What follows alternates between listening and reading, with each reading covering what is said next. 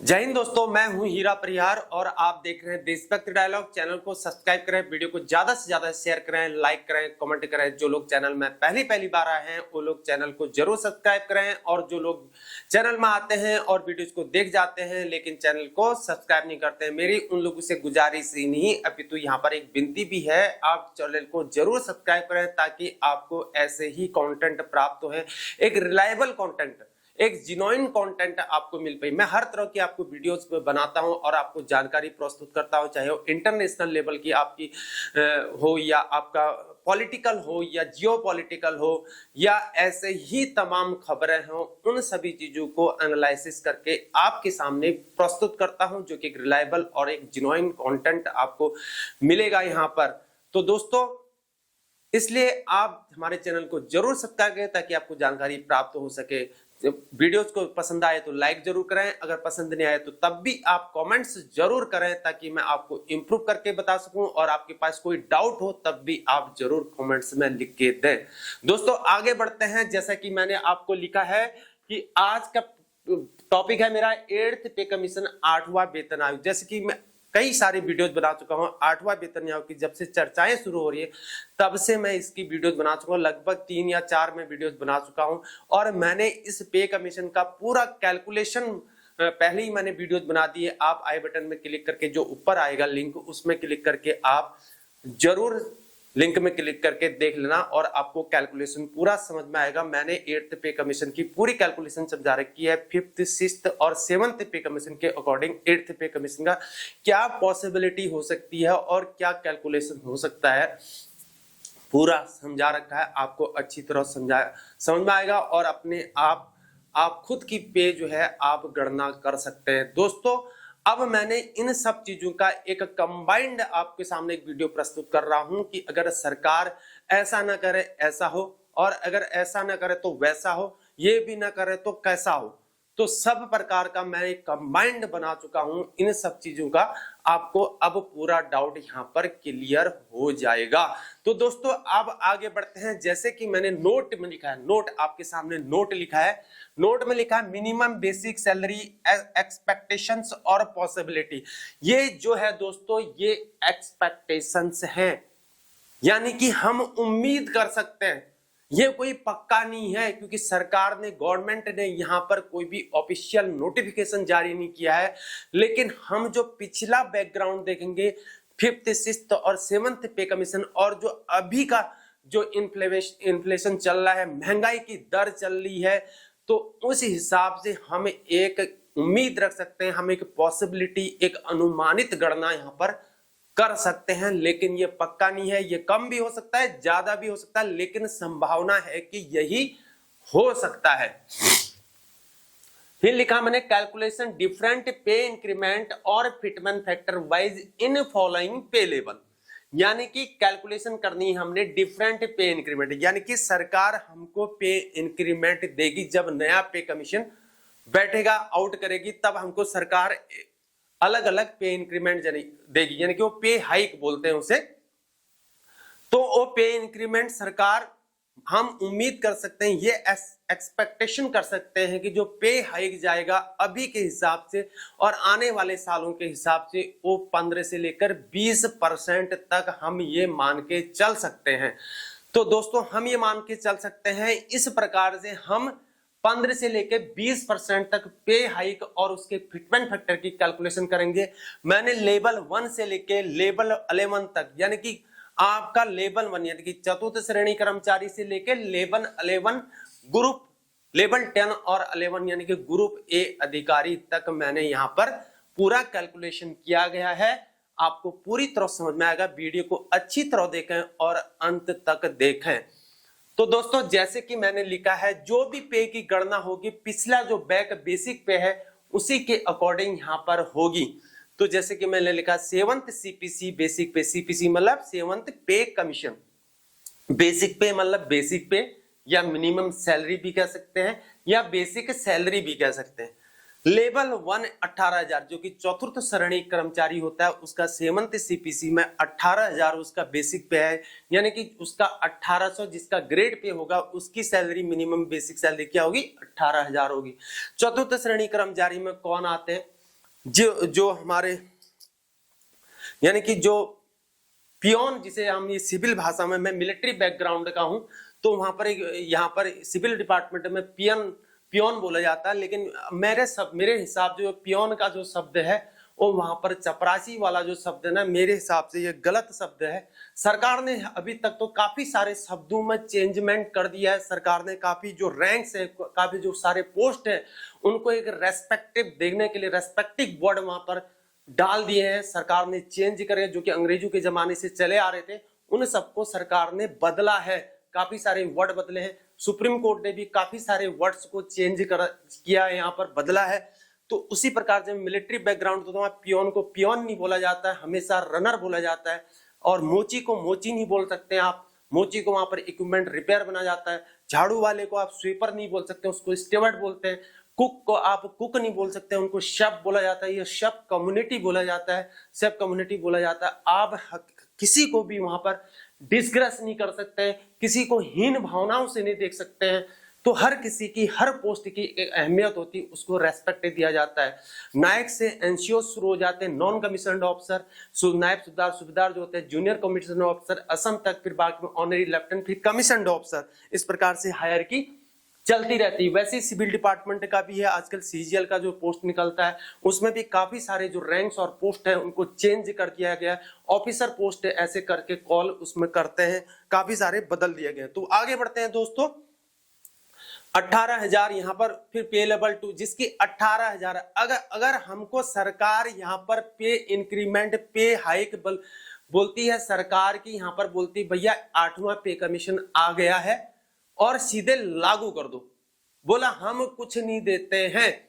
जब सरकार यहाँ पर कुछ नहीं देगी तब यहाँ पर 1.67 फिटमेंट फैक्टर तो बैठेगा ही बैठेगा, जिसकी न्यू मिनिमम सैलरी इसकी 1.67 फिटमेंट फैक्टर के आधार पर ये अनुमानित, ये पॉसिबिलिटी हम मान सकते हैं यहाँ पर, जब सरकार हमको कुछ नहीं देगी तब इतना फिटमेंट फैक्टर यहाँ पर। उस प्रकार से लेवल 1 की यहाँ पर basic salary, minimum basic salary यहाँ पर कितनी हो जाएगी, 18,000 से 1.67, 18,000 multiply by 1.67 is equal to 30,060 rupees यहाँ पर हो जाएंगे। 30,060 रुपए उसकी बेसिक सैलरी हो जाएगी, यानी कि उसकी मिनिमम सैलरी इतनी हो जाएगी। फिर उसके बाद उसमें डियरनेस आपका जो सरकार उस समय तय करेगी, जो डीए तय करेगी, यानी कि जो अचारे तय करेगी, और या उसके जो अदर अलाउंसेस है, ट्रांसपोर्ट अलाउंस मिलता है, ट्रांसपोर्ट अलाउंस भी आपको दिया जाएगा, या अदर जो भी अलाउंसेस होते हैं वो सारे अलाउंसेस जुड़ के आपकी तनख्वाह ज्यादा होगी। लेवल 2 का 19,900 है 7th सीपीसी में बेसिक पे, तो 19,900 गुणा 1.67, इस प्रकार से 1.67 के आधार पर 33,233 आपकी बेसिक सैलरी हो जाती है। 8th पे कमीशन में यह पॉसिबिलिटी हम मान सकते हैं, जब सरकार हमको कोई भी चीज नहीं देगी, कुछ नहीं देगी, सीधे बोलेगी 8th पे कमीशन लागू कर दो। लेकिन हम उम्मीद करते हैं कि सरकार हमको कुछ न कुछ जरूर दे, और सरकार करेगी, लेकिन क्या पता ना करे, कुछ भरोसा थोड़ा है। क्योंकि डीए में हम कह रहे थे कि डीए इतना बढ़ेगा, लेकिन डीए में तो हमको 3% दे दिया है, नहीं है। अब शायद मैंने तो अपनी देखी नहीं है अभी सैलरी, क्या पता डीए लग के आ गया हो, लेकिन ऐसा पहली बार हुआ है कि दिवाली आ गई और डीए तो मिला ही नहीं, एरियर पे नहीं मिला। अब आगे देखते हैं, क्या पता आ गया हो। लेवल 3 में 21,700 से 1.67, तो अब आपकी बेसिक सैलरी जो लेवल 3 वाले हैं, और 1.67 जब आपको सरकार कुछ नहीं देती तो आपको 36,239 रुपए जो होते हैं आपकी बेसिक सैलरी हो जाती है दोस्तों। अब लेवल 4 में देखते हैं 25,500। लेवल 3 से आपका क्या हो जाएगा दोस्तों, आपका जो कनिष्ठ सहायक वाला पद होता है, जो इनकी एलडीसी लोअर डिवीजन क्लर्क बोलते हैं, वो स्टार्ट हो जाता है। और जो या पैरामिलिट्री के अंतर्गत जो सोल्जर जीडी होते हैं उनका स्टार्ट हो जाता है। तो इस हिसाब से आप अंदाजा लगा सकते हैं। 25,500 1.6 से लेकर 42,585 आपकी 1.67 फिटमेंट फैक्टर के आधार पर इतनी आपकी बेसिक सैलरी हो जाती है दोस्तों। 42,585 हो जाती, जब सरकार आपको कुछ नहीं देगी, यानी कि 1.67 फिटमेंट फैक्टर के आधार पर इतना आपका होगा, यानी कि 13% पे हाइक से नीचे की बात कर रहे हैं हम, ठीक है दोस्तों। लेवल 5 जब 29,200 हो जाएगा, यानी कि 29,200 आपका ये आपका अपर सबऑर्डिनेटेड एग्जाम जो होता है, या लोअर पीसीएस भी हम इसको बोल सकते हैं, यहाँ तक आपके होते हैं। स्टेनोग्राफर का पोस्ट यहाँ से अकाउंट्स डिपार्टमेंट का, या यहाँ से ये ऑडिटर वाला पोस्ट जो होता है, तो ये सब चीजें यहाँ से स्टार्ट होते हैं। तो 29,200 से लेके 1.67, तो इस प्रकार आपकी कितनी हो जाएगी दोस्तों, यहाँ पर 48,700 कितनी हो जाएगी, 64 हो जाएगी। 48,764 यहाँ पर आपकी क्या हो जाएगी, बेसिक सैलरी हो जाएगी। जब लेवल 5 में जब सरकार आपको कुछ नहीं देगी, तब आपका 1.67 फिटमेंट फैक्टर के साथ इतनी बेसिक सैलरी हो जाएगी। लेवल 6 में दोस्तों 35,400 यहाँ से ग्रुप बी अधिकारी स्टार्ट हो जाता है।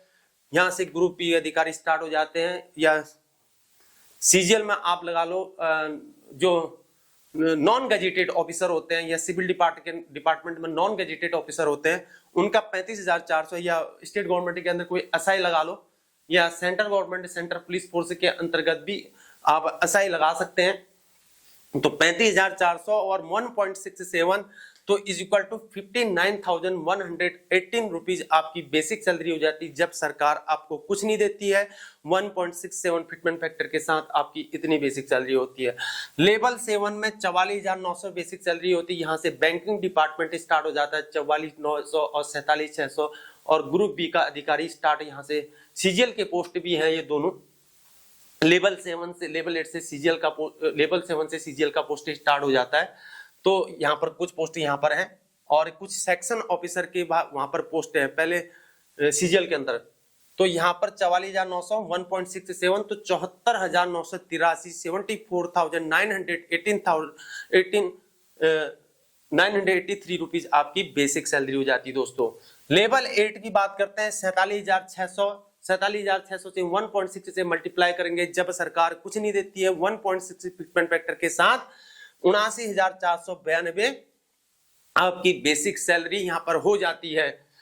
और फिर लेवल 9 की बात करते हैं, यहाँ से पीसीएस अधिकारी स्टार्ट हो जाते हैं 53,100 से लेके, क्योंकि ये 53,000 1.67 से 88,677 के लिए यहाँ पर इसकी आपकी बेसिक सैलरी हो जाती है। लेवल 10 की बात करते हैं, जो पीसीएस अधिकारी होता है डिप्यूटी कलेक्टर में सिलेक्टेड होता है, उसकी 56,100 बेसिक पे होती है। जो यूपीएससी अधिकारी होते हैं, यूपीएससी क्वालिफाइड यूपीएससी जो भी एग्जाम कराती है, सीडीएस, एनडीए, आईएफएस और सिविल सर्विसेज के जो भी एग्जाम, सिविल सर्विसेज एग्जाम, ये एग्जाम जो कराते हैं, उनका 56,100 बेसिक पे होता है।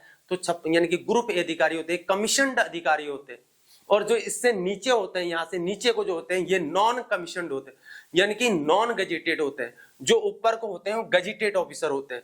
तो यहाँ पर 93,687 आपकी क्या हो जाती है दोस्तों, बेसिक पे हो जाती है, जब सरकार आपको कुछ नहीं देती है। वैसे लेवल 11 की बात करते हैं 67,700 होती है। इनकी जो ये पोस्ट होते हैं, ये कौन से पोस्ट होते हैं, जो प्रोफेसर होते हैं, या मजिस्ट्रेट होते हैं, या सरकार द्वारा कोई अपॉइंटमेंट किए जाते हैं, डायरेक्टली डायरेक्टर के रूप में पोस्टेड किए जाते हैं, या कोई वाइस चांसलर होते हैं।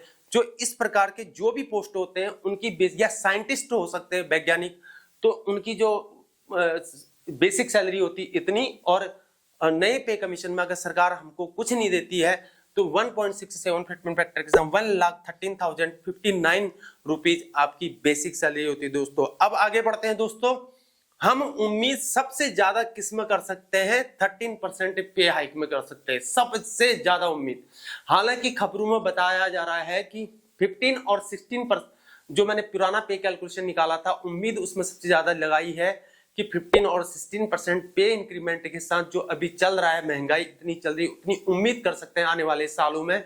उसके हिसाब से जो है 15 और 16% 1.92 फिटमेंट फैक्टर के साथ हम उम्मीद कर सकते हैं। सेकंड उम्मीद हम इसमें तो कर ही सकते हैं कि 1.89 फिटमेंट फैक्टर तो सरकार देगी ही देगी, उम्मीद ये कर सकते हैं।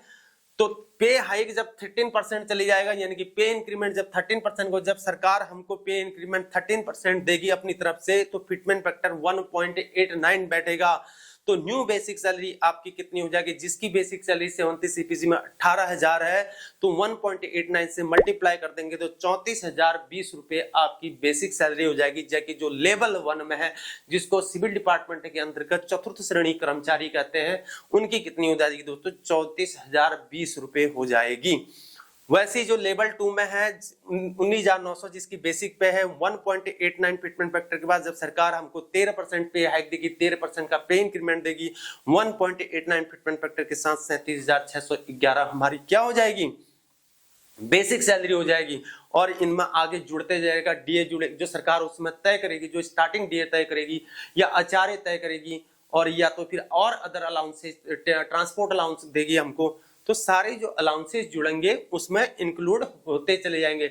हालांकि यह कहा जाता है कि जब डीए 50% से अबव चले जाता है तो जो भी अलाउंसेस होते हैं 15, 20 और 25% तक वो बढ़ जाते हैं। इस प्रकार आचार्य भी बढ़ जाता है और ट्रांसपोर्ट अलाउंस भी बढ़ता है और चिल्ड्रन अलाउंस भी बढ़ते हैं, या हॉस्टल में सब्सिडी दी जाती है बच्चों को जो हायर क्लासेस में पढ़ते हैं, तो उनके बच्चों को हॉस्टल में सब्सिडी दी जाती है, उनका पैसा उनको मिलता है। हालांकि बहुत सारे जिनको जानकारी नहीं है तो अप्लाई नहीं करते हैं, अपने बच्चों का लेते नहीं है सरकारी डिपार्टमेंट वाले, लेकिन लेना जरूर चाहिए क्योंकि वो आपका राइट है। अपने राइट को कभी भी छोड़ना नहीं चाहिए, क्योंकि आप देश के लिए काम कर रहे हो, जी जान से मेहनत कर रहे हो, तो आपका ये राइट बनता है कि आप अपने राइट को छोड़े नहीं। तो उसी प्रकार से 21,701.89 से इस प्रकार से 41,013 रुपये क्या हो जाती है, आपकी बेसिक सैलरी हो जाती है। यहां से क्या हो जाता है दोस्तों, एलडीसी स्टार्ट होता है, लोअर डिवीजन क्लर्क यहां से क्या हो जाता है, कनिष्ठ सहायक जिसे हम लोग हिंदी में बोलते हैं, यहां से स्टार्ट हो जाता है। लेवल 4 में 25,500 जिसकी बेसिक पे होगी, अगर सरकार हमको 13% पे इंक्रीमेंट देती है अपनी तरफ से 1.89 फिटमेंट फैक्टर के साथ, 48,195 रुपये आपकी बेसिक सैलरी हो जाती है। जब लेवल ये 4 की बात हो रही है दोस्तों, ये जो फिटमेंट फैक्टर निकाला जाता है और जो पे इंक्रीमेंट निकाला जाता है उसका कैलकुलेशन मैंने पहले ही वीडियो बना चुका हूं, उस वीडियो को जाके पूरा देखें ताकि आपको समझ में आए। यहां पर अब आगे नहीं बता सकता क्योंकि ऑलरेडी बता चुका हूं, लेकिन आप अंदाजा लगा सकते हैं कि इतनी होगी, आपके समझ में आएगा। लेवल 5 की बात करते हैं, अपर डिवीजन क्लर्क यहां से स्टार्ट हो जाता है। तो या सीएजी का जो ऑडिटर होता है ना 29,200 में, अकाउंट्स डिपार्टमेंट का आप लगा सकते हैं, यहां से आपका हो जाता है। या स्टेनोग्राफर भी बोलेंगे तो यहां से स्टार्ट हो जाएगा। एक स्टेनोग्राफर ग्रुप बी का होता है, एक स्टेनोग्राफर नीचे होता है, एक स्टेनोग्राफर ऊपर भी होता है, उसके भी ग्रेड होते हैं। तो ग्रुप बी स्टेनोग्राफर होता है, यहां से होता है, यहां से नीचे स्टेनोग्राफर। तो 29,200 आपकी बेसिक सैलरी 7th सीपीसी में जब सरकार 13% पे इंक्रीमेंट देगी 1.89 फिफ्टीन फैक्टर के साथ। न्यू बेसिक सैलरी 8th पे कमीशन में आपकी 55,188 55,188 रुपीज हो जाती है। और लेवल 6 की बात करते हैं, दिस इज इंपोर्टेंट, एंड 35,400 जिसकी 7th पे सीपीसी में यहाँ पर बेसिक सैलरी है। ये ग्रुप बी अधिकारी होते हैं, नॉन कमीशनड ऑफिसर होते हैं या नॉन गजेटेड ऑफिसर होते हैं, ये नॉन गजेटेड ऑफिसर। तो 35,400 उसकी बेसिक पे 1.89 और 66,906 रुपीज आपकी क्या हो जाएगी जब सरकार आपको पे इंक्रीमेंट 13% का देगी 1.89 फिफ्टीन फैक्टर के साथ, आपकी कितनी हो जाएगी 66,906 रुपीज आपकी मिनिमम आपकी सैलरी हो जाएगी, या बेसिक सैलरी हो जाएगी या बेसिक पे हो जाएगी। लेवल 7 की बात करते हैं, यहाँ पर 44,900 की बात करते हैं। यहाँ से बैंक के जो अधिकारी होते हैं वो स्टार्ट हो जाते हैं, या सीजीएल के अंदर जो पोस्ट होते हैं अधिकारी के, ग्रुप बी अधिकारी के, उनके भी यहाँ पर स्टार्ट हो जाते हैं। और 44,900 आपकी जो 7th सीपीसी में है, और 1.89 फिटमेंट फैक्टर के साथ जब सरकार 13% का हमको पे इंक्रीमेंट देती है, और 66,906 इस प्रकार से,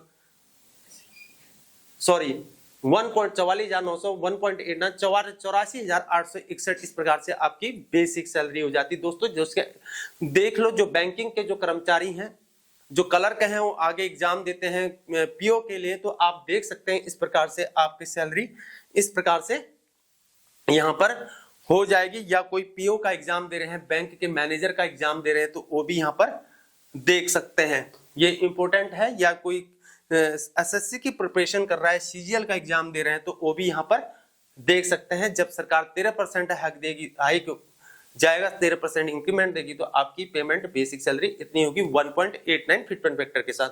लेवल 8 की बात करते हैं, 47,600 आपकी बेसिक सैलरी है 7th सीपीसी में। तो 47,600 गुणे 1.89 फिटमेंट फैक्टर के साथ जब पे इंक्रीमेंट 13% जाएगा, सरकार हमको देगी, तब आपकी बेसिक सैलरी 89,964 होगी 8th पे कमीशन में।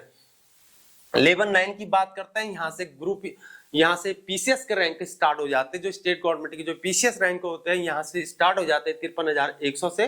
तो 53,100 और यहाँ पर 1.89 और यहाँ पर इस प्रकार से आपकी बेसिक सैलरी 1,03,59 हो जाती है, यानी कि 1,03,59 रुपीज आपकी इतनी हो जाती है। जब सरकार 13% का इंक्रीमेंट अपनी तरफ से देती है 1.89 फिटमेंट फैक्टर के साथ आपकी बेसिक सैलरी इतनी हो जाएगी 8th पे कमीशन। लेवल 10 की बात करते हैं, यहाँ से ग्रुप ए अधिकारी स्टार्ट हो जाता है। जैसे आपको पहले ही बता चुका हूं मैं, ग्रुप ए अधिकारी कौन होते हैं, उनकी 56,100 बेसिक पे होती है। 1.89 फिटमेंट फैक्टर के साथ 1,06,029 रुपए आपकी बेसिक पे असली हो जाती है। जो लोग लेवल 10 में कर रहे हैं, जो ग्रुप ए अधिकारी हैं या कोई प्रिपरेशन कर रहे हैं लगते हैं, तो 8th पे कमीशन में आपकी 1.89 फिटमेंट फैक्टर के साथ इतनी सैलरी यहां पर हो जाएगी, या जो है अभी।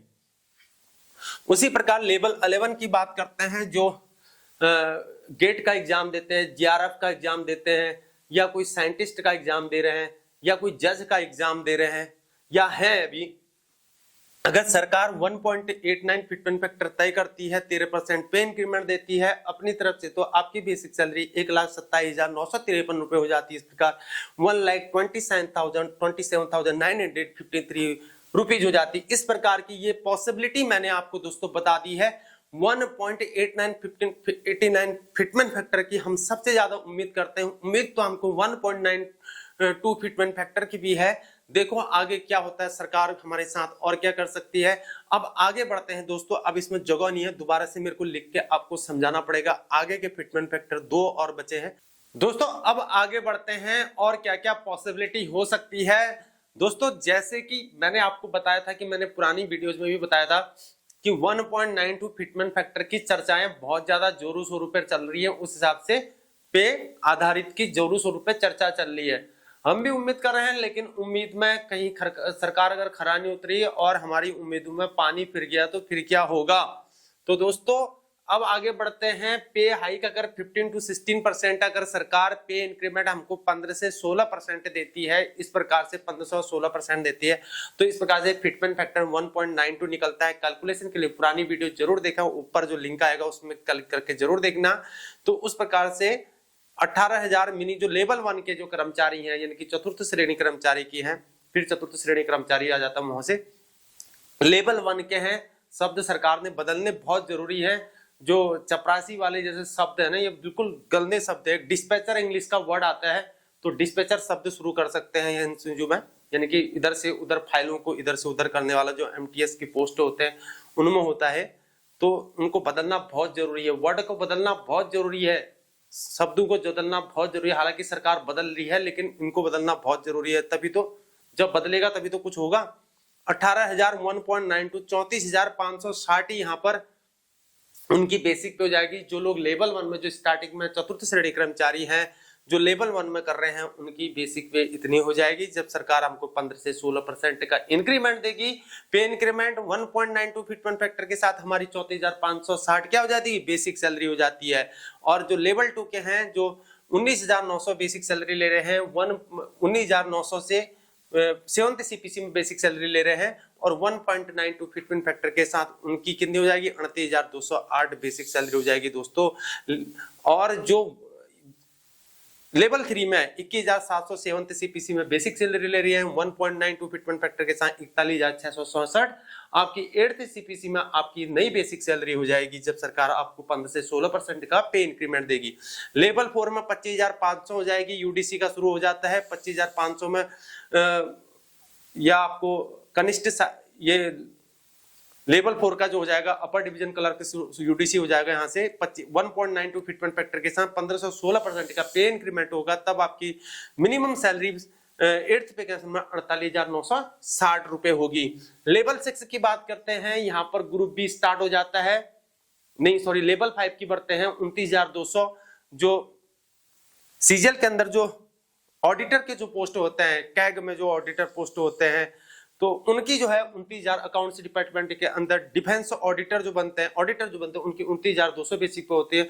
या स्टेनोग्राफर का ग्रेड 2 बोल सकते हैं, तो स्टेनोग्राफर भी स्टार्ट होता है। या स्टेट गवर्नमेंट के अंदर कोई भी अदर पोस्ट होते हैं, लोअर पीसीएस में जो आते हैं, या लोअर सबऑर्डिनेटेड एग्जाम जो होता है, तो उसमें भी, या ये होता है। अपर सबऑर्डिनेटेड में भी ये पोस्ट आते हैं 29,200 वाले बेसिक सैलरी वाले। तो 29,200 जिसकी बेसिक सैलरी 7th CPC में होगी। अगर पे इंक्रीमेंट सरकार आपको 15 से 16% देती है तब आपका 1.92 फिटमेंट फैक्टर के साथ आपकी बेसिक सैलरी 56,064 रुपए हो जाती है दोस्तों।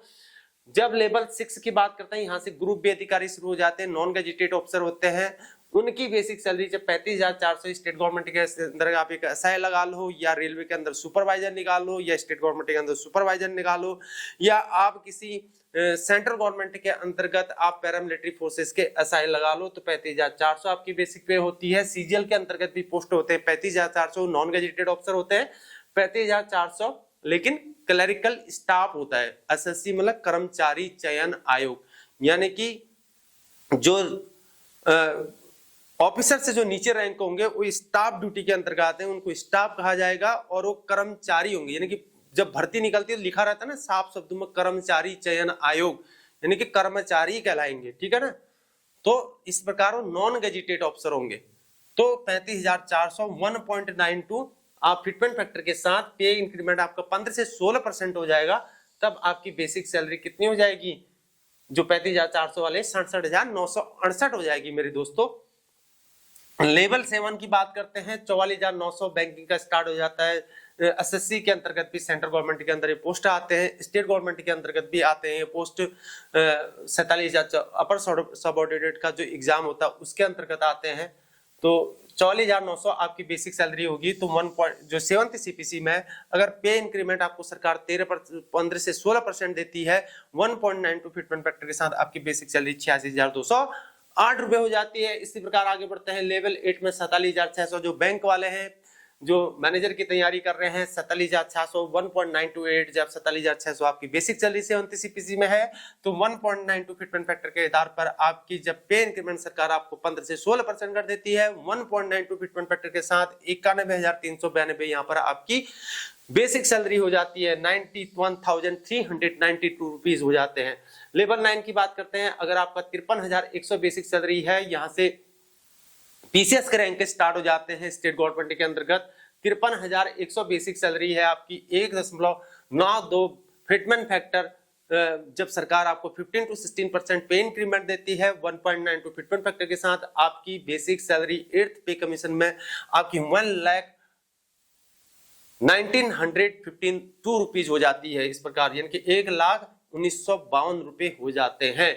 लेवल 10 की बात करते हैं। यहाँ से ग्रुप ए अधिकारी स्टार्ट हो जाता है। अगर आपकी 56,100 आपकी यहाँ पर 7th CPC में बेसिक पे अगर सरकार गवर्नमेंट हमको यहाँ पर 15 to 16% पे इंक्रीमेंट देती है, 1.92 फिटमेंट फैक्टर के साथ यहाँ पर हमारी बेसिक सैलरी कितनी हो जाती है, 1,07,712 रुपये हो जाती है। 1,07,712 रुपये हो जाते हैं मेरे दोस्तों। कर लो तैयारी, बहुत ज्यादा पढ़ाई करो और अधिकारी बनो और एक अच्छी सैलरी लो। सरकार इन्हीं की ओर सबसे ज्यादा हमेशा ध्यान देती है, ग्रुप ए अधिकारी का।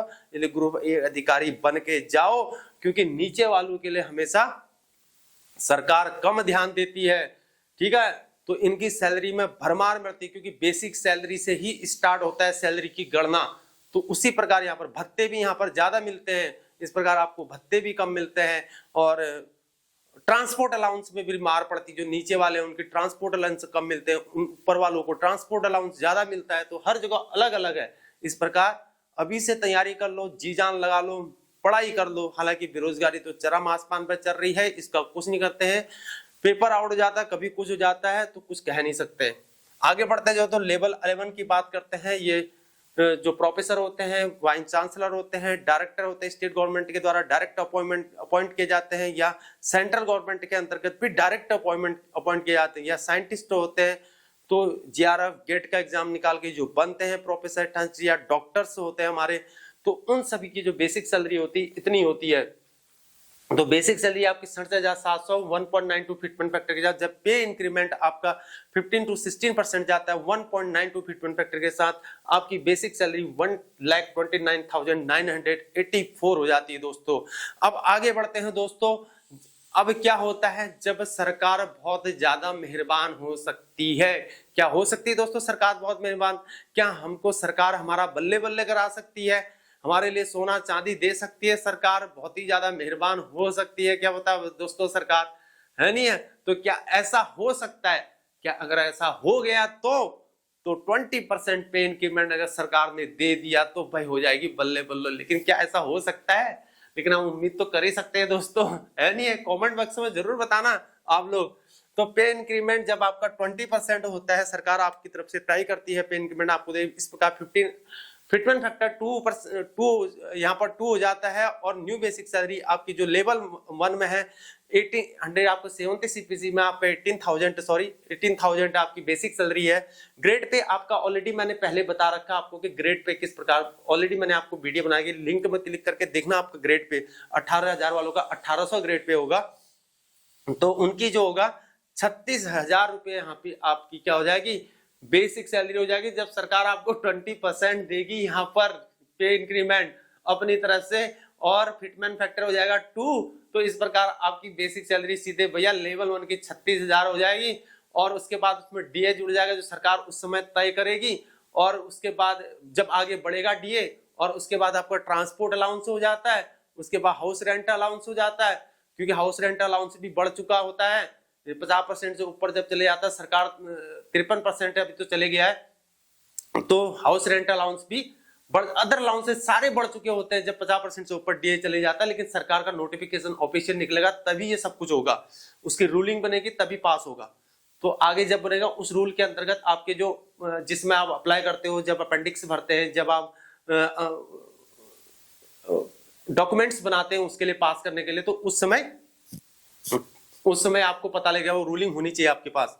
तो 19,900 जो लेवल 2 में है उनकी 39,800 इस प्रकार से आपकी बेसिक सैलरी हो जाए। जब सरकार बहुत ज्यादा मेहरबान हो जाए और 20% आपको पे इंक्रीमेंट दे दे, हमको 20% पे इंक्रीमेंट दे देती, तो हमारी कितनी हो जाती है, 39,800 हो जाती है। लेवल 3 की बात करते हैं, जो कनिष्ठ सहायक होते हैं, एलडीसी लोअर डिवीजन क्लर्क होते हैं, या सोल्जर जीडी में जो भर्ती होते हैं, डिफेंस सिक्योरिटी पर्सनल जो होते हैं, उनकी 21,700 होती है। 21,700 से लेके 2 से इसको मल्टीप्लाई करेंगे 43,400 इस प्रकार से हो जाएंगी। जो पैरामिलिट्री फोर्सेस की प्रिपरेशन कर रहे हैं, एसएससी का जो जीडी का फॉर्म भर रहे हैं, वो लोग जाएंगे सीआरपीएफ में, आईटीबीपी में, बीएसएफ में, एसएसबी में, जो भी जहां भी जाता है उसकी 21,700 से स्टार्टिंग होती है आपकी बेसिक सैलरी।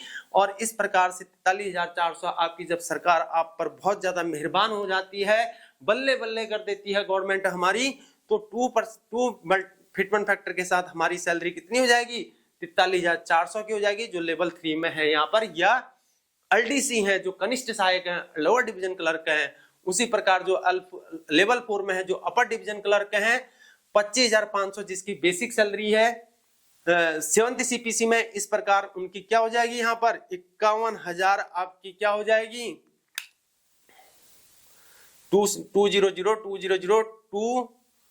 2 यहाँ पर 10 और आएगा, 2020 2 5 10 1 2 5 10 11 और 2 2 4 5, यानी कि 51,000 आपकी क्या हो जाएगी यहाँ पर, आपकी बेसिक सैलरी हो जाएगी यहाँ पर 51,000। सरकार हमको 20% पे इंक्रीमेंट देगी।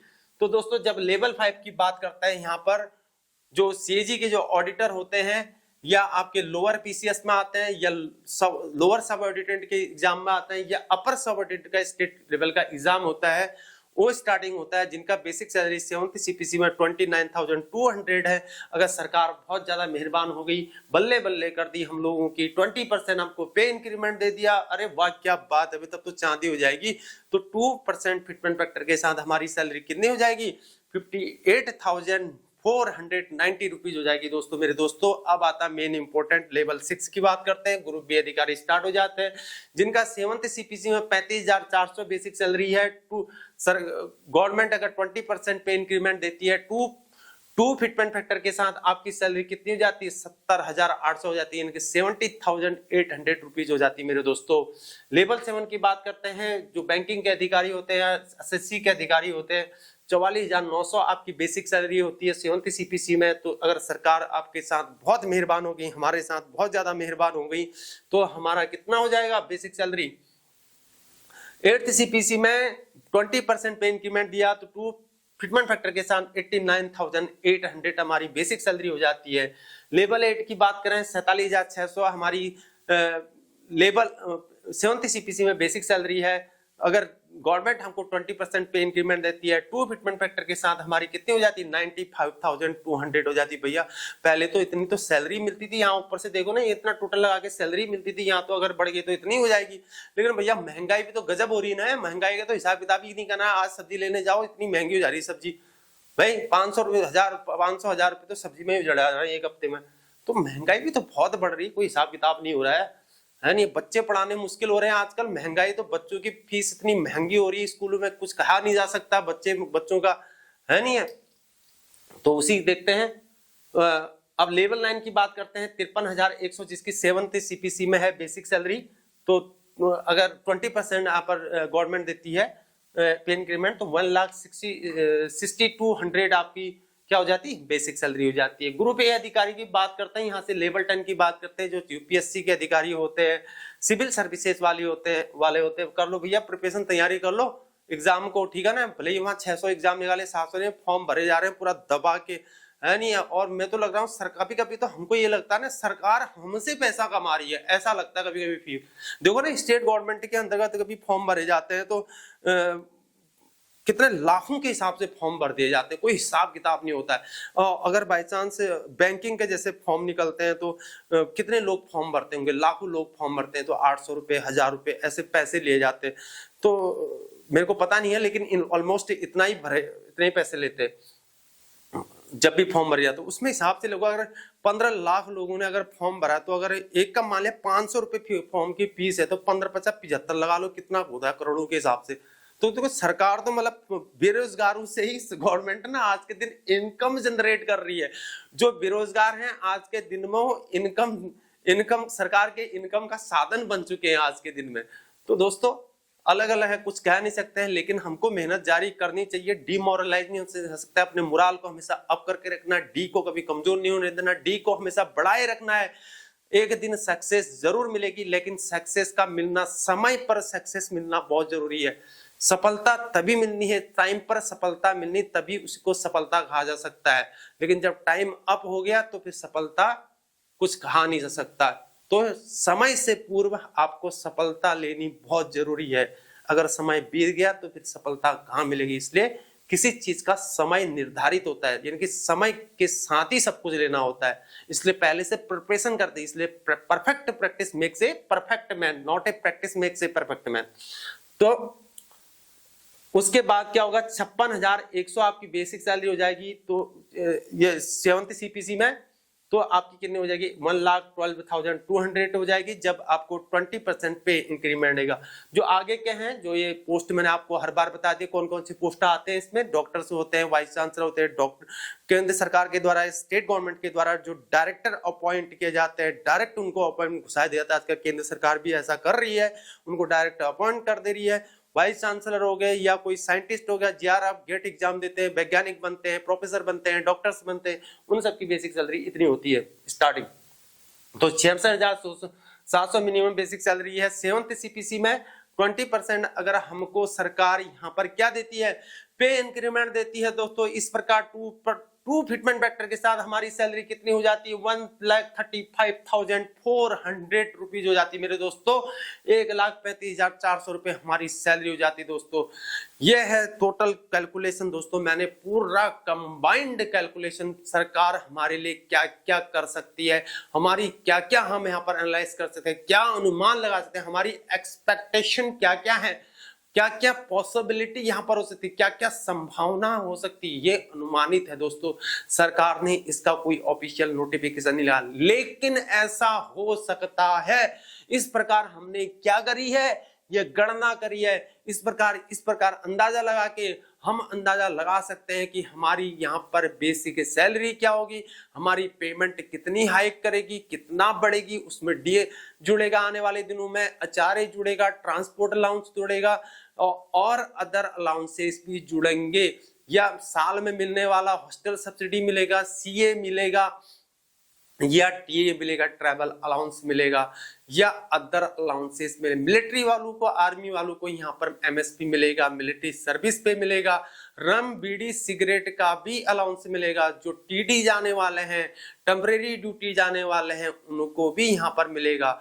जो हाउस रेंट वाले हैं उनका हिसाब किताब अलग होता है, उसकी मैं वीडियो जरूर एक बार बनाऊंगा। हाउस रेंट अलाउंस में किस प्रकार से टैक्स में रिबेट पाया जा सकता है, करते नहीं है लोग, लेकिन आपको टैक्स में रिलैक्सेशन मिलता है हाउस रेंट अलाउंस से। अपने राइट को कभी छोड़ना नहीं है, लोग करते नहीं है, पता ही नहीं होता है, लेकिन करना बहुत जरूरी है मेरे दोस्तों। अगले टाइम किसी टाइम और उस वीडियो को जरूर बनाऊंगा। तो दोस्तों ये पूरी गणना थी इस प्रकार से। तो दोस्तों सारा ये कैलकुलेशन था। आपको मैं उम्मीद करता हूं कि ये वीडियो आपको काफी अच्छी लगी होगी, आपको पूरी तरह ये कैलकुलेशन समझ में आ चुका होगा। आप अपने पे की गणना खुद कर सकते हैं, आप अपना एक अंदाजा लगा सकते हैं, मोटा मोटा अंदाजा लगा सकते हैं। आपकी पे इंक्रीमेंट इतना होगा तो आपकी सैलरी इतनी होगी, ये उम्मीद आप कर सकते हैं, एक्सपेक्टेशन आप कर सकते हैं, ये पॉसिबिलिटी हम लोगों की है, आपकी है। हम उम्मीद करते हैं कि गवर्नमेंट ऐसा ही कुछ करेगी, क्या पता, लेकिन उम्मीदों में पानी भी फिर सकता है भैया, कुछ नहीं कह सकते हैं, कोई कुछ भी हो सकता है, कुछ नहीं कह सकते हैं, लेकिन एक्सपेक्टेशन और पॉसिबिलिटी तो यही हमको दिख रही है यहाँ पर। दोस्तों उम्मीद करता हूं अगर आपको कोई डाउट हो तो नीचे कमेंट बॉक्स में जरूर बताएं। आपको अगर अच्छी लगी है तो लाइक कर दें, अच्छा लगा तो कमेंट में लिख दें, अच्छा लिख दें, जय हिंद लिख दें, चाहे कुछ भी लिख दें। और अगर आपको पसंद नहीं आया तब भी आप लिखें, मैं जरूर इसमें इम्प्रूव जरूर करूंगा और आपके सामने एक सही जानकारी पूरी एनालाइज करके जो भी हमारा बैकग्राउंड रहा है, जो भी हमने सब कुछ सीखा है, उन सब चीजों को आपको बताने की यहाँ पर कोशिश करूंगा। क्या क्या हो सकते हैं, क्या क्या हम गवर्नमेंट डिपार्टमेंट के अंदर जॉब करते हैं, ड्यूटीज करते हैं, हमारी क्या क्या चीजें छूट जाती हैं, हमको क्या लेना चाहिए, क्या हमारी छूट जाती है, इन सब चीजों का जो हमारे पास नॉलेज है आपको हमेशा देने की कोशिश करेंगे। आज के लिए इतना ही। जय हिंद, जय भारत, वंदे मातरम, भारत माता की जय।